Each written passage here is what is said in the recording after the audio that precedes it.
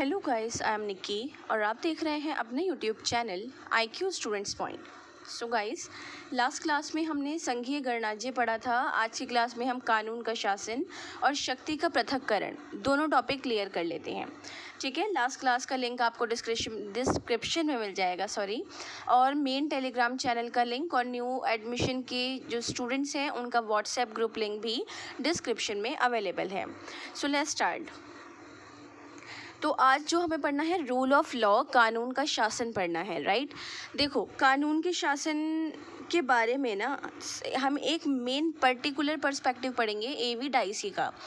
एवी dicey एक ऐसे person थे जिन्होंने बताया कि what is rule of law. Rule of law actually में क्या होता है, कैसे होना चाहिए, क्यों होना चाहिए, क्यों लोग उसको एक्सेप्ट बना करते हैं और बहुत सारी चीज़ें। ठीक है, तो रूल ऑफ लॉ, कानून के शासन की अवधारणा का प्रतिपादन सबसे पहले इंग्लैंड के विधिवेत्ता एवी डाइसी ने किया। ठीक है, पूरे वर्ल्ड में, ओवरऑल वर्ल्ड में कानून के शासन के बारे में, रूल ऑफ लॉ के बारे में एवी डाइसी जी ने बताया। एवी डाइसी जी बोलते हैं कि लॉ ऑफ रूल शब्द फ्रांसीसी लॉ प्रिंसिप्स दी डे लीले राइट, कानूनी सिद्धांत के वर्ड से मिलकर बना है। ठीक है, इस चीज़ को आप लिखो, हिंदी में भी लिख सकते हो, इंग्लिश में भी लिख सकते हो, कोई इशू नहीं है। जो एक शासक की मनमानी के अकॉर्डिंग एक कानून बनाया जाता है कि यार देखो, जैसे मैं कोई गवर्नमेंट वो हूँ अधिकारी, ठीक है, अब मैं अपनी मर्ज़ी से काम कर रही हूँ, मैं आप लोगों की मर्ज़ी से काम नहीं कर रही हूँ, तो रूल ऑफ लॉ मेरे लिए बनाया गया है जो कि आप लोगों को जस्टिस दिलाएगा, ऐसा पर्सपेक्टिव रखिएगा जिसमें आप सबको न्याय मिलेगा। ठीक है, जिस पर मॉडर्न डेमोक्रेटिक वो जो है ना कम्युनिटी, वो स्थापित की गई है और बताया गया है कि आज के टाइम पर भी और उस टाइम पर भी इसको रखा गया था और रखा जाएगा इन फ्यूचर तक। कानून का जो भी रूल है वो कंटेम्प्रेरी पॉलिटिक्स में एक मोरालिटी के रूप में साबित होता है कि यार मुझे ये डर है कि अगर मैं गवर्नमेंट एम्प्लॉय भी हूँ ना, तब भी मुझे ये डर है कि मेरी जॉब जा सकती है इन केस अगर मैं कोई गलत काम करती हूँ। तो जैसे मनमानी कर रही हूँ, मैं काम नहीं कर रही, ज़बरदस्ती लोगों को खड़ा कर रखा है, बहुत सारी चीज़ें। ठीक है, ये वाली चीज़ें। कानून का नियम एक सभ्य समाज के कोशिशों को, प्रयासों को और स्वतंत्रता की उस डिग्री को मिलाकर रखता है जो कि लोग कहीं ना कहीं खोजते हैं। जैसे कुछ जगह पर स्वतंत्रता है, बोलने की नहीं है पर है, कुछ जगह पर कुछ है, कुछ जगह पर कुछ है। ठीक है, डाइसी का कानून का नियम का अपने सबसे बुनियादी रूप में ये सिद्धांत है कि कोई भी कानून से ऊपर नहीं है। ये नियम तार्किक रूप से इस विचार से निकलता है कि सत्य और इसलिए कानून उन मौलिक अधिकारों पर आधारित है जिन्हें खोजा जा सकता है लेकिन जिन्हें इच्छा भक्ति के माध्यम से नहीं बनाया जा सकता। ठीक है, डाइसी रूल ऑफ लॉ यही वाली चीज़ कहता है। इंग्लिश में भी लिखा है, आप इसको लिख सकते हैं, डाइसी का थॉट है और इसको लिख कर आना ज़रूरी है पेपर में, ये भी याद रखिएगा। तो डाइसी ये वाली चीज़ बोलते हैं कि फंडामेंटल प्रिंसिपल्स जो हैं इस चीज़ पे फोकस करना है। रूल ऑफ लॉ यहाँ पर रखे गए हैं, इसी वजह से रखे गए हैं। ठीक है जी, डाइसी के कानून शासन को क्रिटिसाइज किया गया है। ठीक है, अब वो किस तरीके से, देखो, कानून का शासन जो है ना लागू किया गया और प्रशासन पर संयम की भावना पैदा करने में मदद मिली। गवर्नमेंट कानूनी दायरे में रहकर ही काम करने के लिए मजबूर हो गई। ऑब्वियसली मैंने बोला ना कि मेरे को ये पता है कि मैं अगर गवर्नमेंट एम्प्लॉय भी हूँ तब भी मेरे पास इस चीज़ की परमिशन नहीं है कि मैं आप लोगों की चीज़ों का गलत फ़ायदा उठा सकूँ। इसके अलावा ये कहकर कि कानून सर्वोच्च है, उन्हें विधायिका द्वारा बनाया और साथ में प्रत्येक कानून को सर्वोच्च बना दिया गया। इस प्रकार संसदीय सर्वोच्चता को भी बढ़ावा मिल गया। अब ये जो है ना, ये आपको पता लगेगा आगे कि विधायिका का, जैसे अभी जो आप शक्तियों का पृथक्करण पढ़ोगे उसमें आपको पता लगेगा कि व्हाट इज विधायिका। ठीक है, इसके अलावा सत्ता का परिवर्तन नहीं किया जा सकता, क्योंकि एक सामान्य कानून भी सर्वोच्च है। सभी कानून, चाहे सार्वजनिक हो या निजी, स्वतंत्र और निष्पक्ष न्यायपालिका के एक ही समूह द्वारा प्रशासित किए जा रहे हैं। ये अन्य 2 अंगों पर पर्याप्त जांच सुनिश्चित करता है। इंग्लिश में भी लिख दिया है, इसको आप कॉपी कर लेना, ठीक है। तो इन्होंने डाइसी ने यहाँ पर एक बहुत नॉर्मल सी बात बोली है, जो कि ओवरऑल बात घूम फिर कर यही आ जाती है कि कानून का शासन बनाया इसलिए गया है ताकि हम लोग अपना अपना काम इस डर से पूरा करें कि हमें गवर्नमेंट देख रही है, हमें कहीं ना कहीं से गवर्नमेंट पकड़ सकती है। और अगर मैं गवर्नमेंट एम्प्लॉय हूँ, मुझे रेगुलर पैसा मिल रहा है और फैसिलिटीज़ मिल रही हैं, इसका ये मतलब नहीं है कि मैं उसका गलत फ़ायदा उठा सकूँ। अब भारत में कानून का शासन, ये बहुत इम्पॉर्टेंट है। इन इंडिया कानून का शासन किस तरीके से रखा गया है। देखो, कानून का शासन जो है ना, वो नॉर्मली आपको दिख सकता है 3 पार्ट्स में ही, ठीक है, जो भी हम आगे पढ़ेंगे सेपरेशन ऑफ पावर्स में। लेकिन कानून जो इन्होंने यहाँ पर रखा है भारत में, उसमें सबसे इम्पॉर्टेंट 3-4 चीज़ें रखी हैं। जैसे सबसे पहले है कानून के समक्ष समानता, आर्टिकल 14। कानून कहता है कि चाहे आप गोरे हैं, काले हैं, पतले, लंबे, छोटे, मोटे, लड़की है, लड़का है, बच्चा है, कोई भी है, सभी कानून के समक्ष समान है, चाहे वो अमीर गरीब क्यों ना हो। तो कानून के समक्ष सभी को ये कानून गारंटी देता है कि आप हमारे सामने इक्वल हैं। भेदभाव पर रोक लगाते हैं कानून के समक्ष समानता, कि किसी से भेदभाव नहीं करना है, सबको इक्वालिटी के बिहाव पर रखना है, चाहे उसकी पृष्ठभूमि, उसका बैकग्राउंड कैसा भी हो, ठीक है। निष्पक्ष और न्यायपूर्ण कानूनी क्रियाएं, ठीक है, प्रक्रियाएं। आर्टिकल 21 जानने की ज़रूरत है, बहुत शॉर्ट में आपको दिया गया है, जीवन जीने का अधिकार। अब अगर आपको जीवन जीने का अधिकार नहीं होता, गवर्नमेंट ये नहीं डालती कॉन्स्टिट्यूशन में, तो आप पैदा ही नहीं होते, इस दुनिया में नहीं आ पाते, ठीक है। तो जीवन जीने का अधिकार हर देश की कॉन्स्टिट्यूशन में लिखा हुआ है।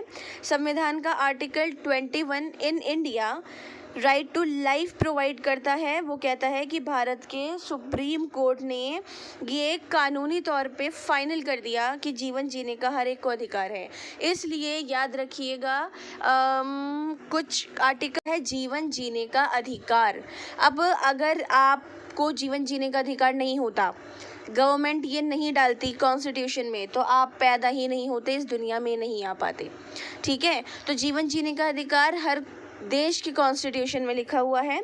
संविधान का article 21 in India right to life provide करता है। वो कहता है कि भारत के सुप्रीम कोर्ट ने ये कानूनी तौर पे फाइनल कर दिया कि जीवन जीने का हर एक को अधिकार है। इसलिए याद रखिएगा, कुछ आर्टिकल्स के अकॉर्डिंग, वो आर्टिकल्स आप आगे पढ़ते रहोगे, साथ जुड़े रहोगे तो उसमें ये कि आप सुसाइड अटेम्प्ट करते हो, अगर बच जाते हो तो उसके लिए भी आपको सज़ा है, क्योंकि आप खुद की जान भी नहीं ले सकते, आपको उसका भी राइट नहीं है, उसका भी हक नहीं है कि आप खुद की जान ले लो, क्योंकि ऐसा बहुत रेयर केस में ही मिला है कि कोई बच गया। इन 2015 एक लड़की थी, स्टूडेंट थी, वो बची, उसने सुसाइड अटेम्प्ट किया था, वो बच गई थी, तो उस पर पेनल्टी लगी थी, जुर्माना लगा था, और बहुत उसकी फिर काउंसलिंग के लिए उसको भेज दिया गया था। तो ये वाली चीज़ ध्यान में रखनी है आपको। लिखते टाइम आप ये वाला एग्जाम्पल दे सकते हो कि भाई साहब उस टाइम पर ऐसा हुआ 2015 में, और सुसाइड अटेम्प्ट करने के लिए भी उसको सज़ा दी गई, ठीक है। अब देखो, उसने खुद को मारना चाहा तो उसको जेल तो नहीं रख सकते हैं, ऑब्वियसली किसी को खुद को मारने के लिए बहुत ताकत चाहिए, बहुत हिम्मत चाहिए कि यार अब बर्दाश्त नहीं है, अब सब ख़त्म है, तो उस चीज़ को ध्यान में रखना है, ठीक है।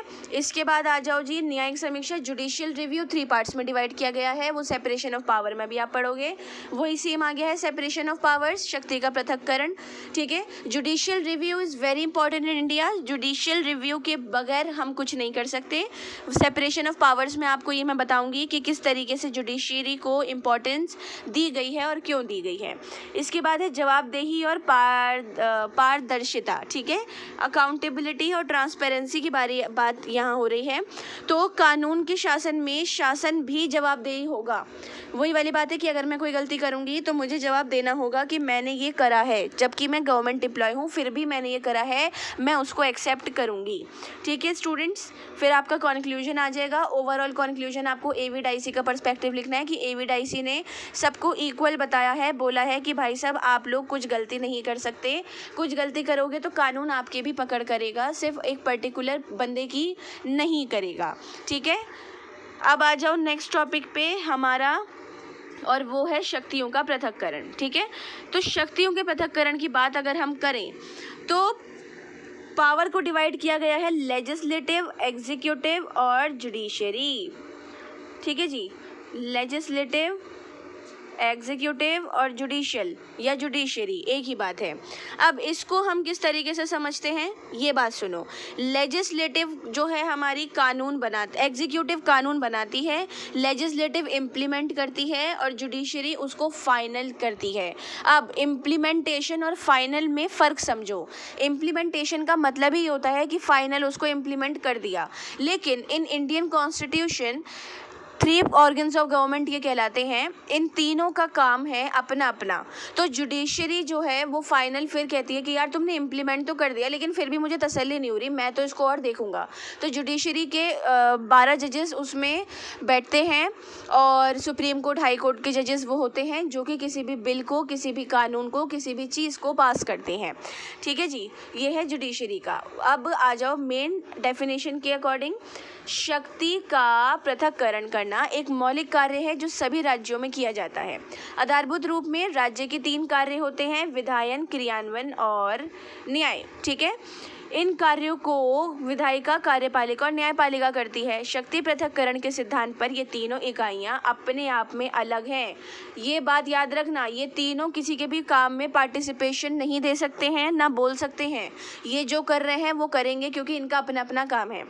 ठीक है, 3 ऑर्गन्स ऑफ गवर्नमेंट में एग्जीक्यूटिव में संसद आती है जिसमें राज्यसभा और लोकसभा आता है। ओके, इसके अलावा फिर हमारी लेजिस्लेटिव आ जाती है और फिर हमारी जुडिशरी आती है जो अपना काम करती है। ये इंग्लिश में है, आप इसको कॉपी कर सकते हैं। ये वाला चीज़ आपको याद रखनी ज़रूरी है, अपने आंसर में लिख कर आना, बहुत बढ़िया मार्क्स मिलेंगे। टीचर समझ जाएगा कि बच्चा पढ़ा लिखा है, मतलब ये कि बच्चा पढ़ने में ध्यान देता है। हाल ही में भारत के उपराष्ट्रपति ने सुप्रीम कोर्ट के 1973 के ऐतिहासिक केशवानंद भारती मामले का हवाला देकर शक्तियों के पृथक्करण के सिद्धांत पर बहस को फिर से शुरू कर दिया, जिसमें कहा गया कि संसद के पास संविधान में संशोधन करने की शक्ति है लेकिन इसकी मूल संरचना में नहीं है। ठीक है, फेडरल सिस्टम में मैंने आपको बताया कि भाई साहब आर्टिकल 1 कह रहा है कि फेडरल वर्ड कहीं डिस्क्राइब ही नहीं किया गया, बट फेडरलिज्म हम फिर भी एक्सेप्ट करते हैं ना। वैसे ही यहाँ पर यह है कि संरचना में वो चीज़ नहीं है बट तीनों अपना अपना काम करते हैं। ये चीज़ आपको डिस्क्राइब करनी है। ठीक है, इसके अलावा थोड़ी बहुत न्यूज़ भी देखा करें ताकि आपको पता लगे कि किस तरीके से क्या होता है। इस चीज़ को लिख कर आना पेपर में, क्वेश्चन आता है तो बहुत ध्यान से। ओके, आगे बढ़ जाते हैं। फिर शक्तियों के पृथक्करण का सिद्धांत, 3 ऑर्गन्स ऑफ गवर्नमेंट है हमारे, लेजिस्लेटिव, एग्जीक्यूटिव, जुडिशरी।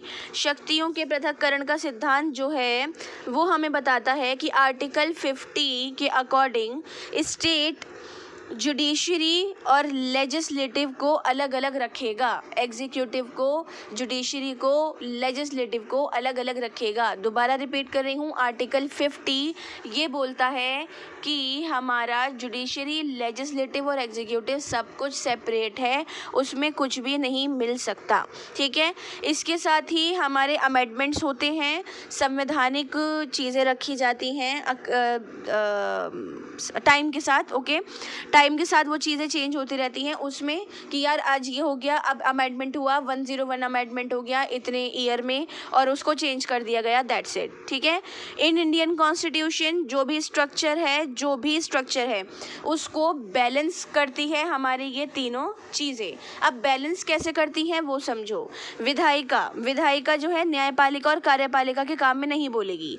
न्यायपालिका में न्यायाधीश हैं, वो अपने काम करेंगे, वो अपने काम संभालेंगे, उनकी पावर पावर अलग है, वो अपना काम करते रहेंगे, उनके काम में प्राइम मिनिस्टर प्रेसिडेंट भी नहीं बोल सकता। कार्यपालिका जो है वो विधायिका से थोड़ा सा रिलेटेबल है, ठीक है, विधायिका के काम में इंटरफेयर कर सकती है, वो भी जब जब विधायिका को ज़रूरत पड़े, अदरवाइज नो, ठीक है। फिर आ जाती है हमारी कार्यकारिणी या कार्यपालिका का कंट्रोल कैसे है, उसका न्यायपालिका और विधायिका के मामले में कि मुख्य न्यायाधीश जो हैं मेन, वो एग्जीक्यूटिव पर अपनी पावर रख सकते हैं कि भाई साहब तुम ये चीज़ गलत कर रहे हो। उसी के साथ विधायिका भी इसको बीच में घसीट सकती है कि यार तुमने तो ये चीज़ गलत कर दी, हम पागल हैं, हम राज्यसभा लोकसभा वाले, हमने तुम्हें बिल पेश किया, कानून पेश किया, ठीक है, अब तुम एग्जीक्यूटिव वाले क्या कर रहे हो, कुछ भी नहीं कर रहे हो। तो ये दोनों जो है ना, ये दोनों इस पर कोई भी तरीके का पॉइंट आउट कर सकते हैं, ये कंट्रोल है। फिर आ जाता है जुडिशियल कंट्रोल। जुडिशरी जो है वो हमारी किस तरीके से, ये जुडिशरी इन दोनों पर कंट्रोल कर सकती है किसी भी तरीके से, ठीक है, किसी भी तरीके से। इसी के साथ कोई भी स्ट्रक्चर अगर उनको लगता है कि यार ऐसा नहीं है, ऐसा है, ऐसा नहीं है, ऐसा है, तो ये पार्टिसिपेट कर सकती है, जुडिशरी इस मामले में बोल सकती है। शक्तियों के पृथक्करण से संबंधित समस्याएं क्या क्या हैं वो समझो।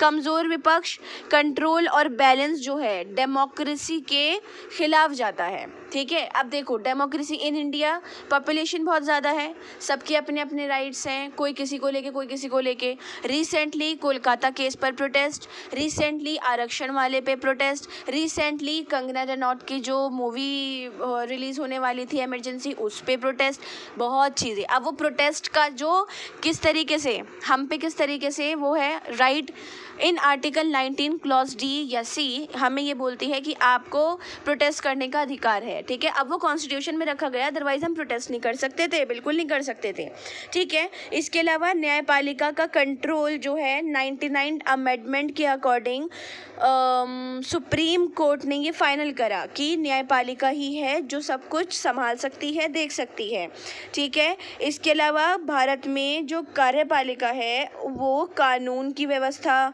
किसी सार्वजनिक मतलब पब्लिक प्लेस में होने वाली प्रॉब्लम्स को हैंडल करना, वो सारी चीज़ों पर ध्यान देती है। ओके जी, तो कॉन्क्लूजन आ जाता है। कॉन्क्लूजन में आपको यही रखना है कि भारत का संविधान एक जीवंत दस्तावेज़ है, अनरिटन कॉन्स्टिट्यूशन है, इसमें बदलाव के समय समाज की ज़रूरतों को ध्यान में रखकर होने चाहिए, ठीक है ना। अब जैसे 1 जुलाई से नया कानून इम्प्लीमेंट कर दिया, जबकि 2023 के नवंबर में उसको बनाया गया था, इतना टाइम लगा जुडिशरी को उसको चेक करने में, देन वो इम्प्लीमेंट हुआ।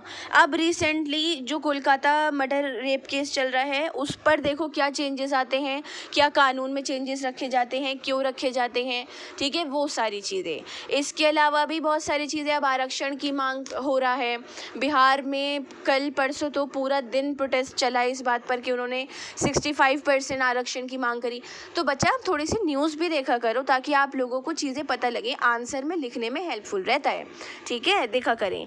भारतीय संविधान के जो निर्माता हैं उन्होंने ये एक्सेप्ट करा था कि कोई भी पीढ़ी जो आएगी आने वाले टाइम पे वो एक अधिकार नहीं होगी, कोई पीढ़ी ये तय नहीं करेगी कि कौन सी पीढ़ी को कितना सुख मिला, कौन सी पीढ़ी को कितना दुख मिला, ठीक है। अब इसी के बिहाव पर कॉन्स्टिट्यूशन में जब ये लिख दिया है कि देखो जैसे ये बोला जाता है आरक्षण वाली बात पे कि SC ST के साथ पहले टाइम पे जो हुआ बहुत गलत हुआ, इसलिए BR अम्बेडकर जी ने जो वहाँ पर रखा वो बिल्कुल जायज़ था, जो कॉन्स्टिट्यूशन में रखा गया।